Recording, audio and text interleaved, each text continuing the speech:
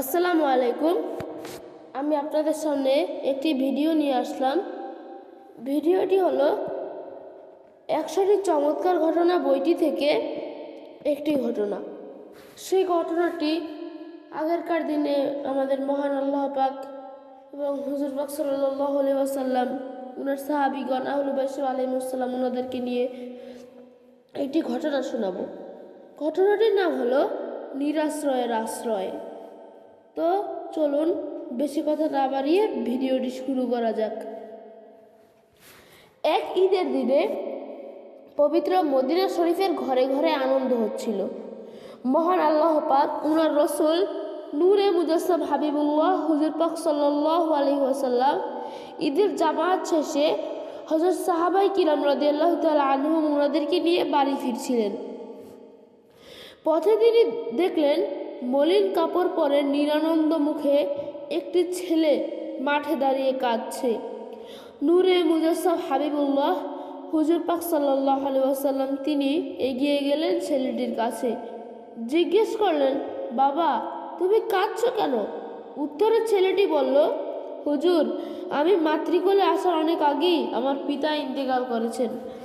শৈশবেও মা তিনি ইন্তেকাল করেছেন। আজ এই ঈদের দিনে আমাকে নতুন জামা কাপড় দেওয়ার মতো কেউই নেই। কে আমাকে কোলে তুলে নিয়ে আনন্দ করবে? কে আমাকে সান্ত্বনা দিবে?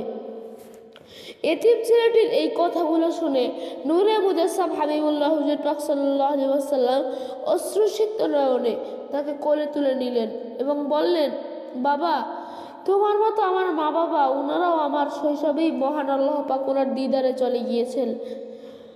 আজ থেকে আমাকে তোমার পিতা উম্মুল মুমিনিন হযরত আয়েশা সিদ্দিকা রাদিয়াল্লাহু তাআলা আনহা, উনাকে তোমার মা, এবং সাইয়্যিদাতুনা হযরত ফাতিমাতুজ জাহরা আলাইহাস সালাম, উনাকে তোমার বোন বলে মনে করো।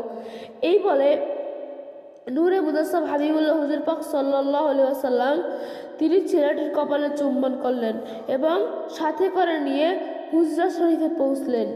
উম্মুল মুমিনিন হযরত সিদ্দিকা আলাইহাস সালাম উনাকে ডেকে বললেন, হে হযরত সিদ্দিকা আলাইহিস সালাম, দেখুন, আপনার জন্য একটি ছেলে নিয়ে এসেছি। আপনি তাকে আপন ছেলের মতো মনে করে লালন পালন করুন। উম্মুল মুমিনিন হযরত সিদ্দিকা আলাইহিস সালাম তিনি ছেলেটিকে আদর করে কোলে তুলে নিলেন, নিজের হাত মোবারকে গোসল করিয়ে দিলেন, নতুন জামা কাপড় পরালেন এবং খেতে দিলেন। নিজের ছেলের মতোই ছেলেটিকে লালন পালন করতে লাগলেন।